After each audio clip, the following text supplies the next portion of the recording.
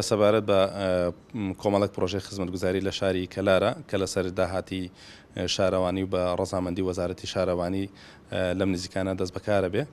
پرۆژەی یەکەم ئێستا لە قۆناغی ئیحالەکردنە کە نۆژەنکردنەوە و فراوانکردنی شەقامی شەید حەمەڕەشە و پرۆژەی دووهەم قیرتاوکردن و نۆژەنکردنەوەی شەقامی بەردەم نەخۆشخانەی قەڵا و بەردەم نەخۆشخانەی شەید هەژار تەواری.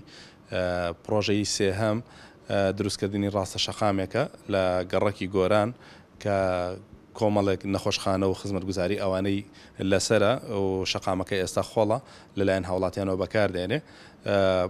پرۆژەیەکی ترمان ئەوش بەیەگەیاندنی دوو شەقامە لە نێوان دوو گەڕەکی بەردەسوور و گەڕەکی هێلانستی.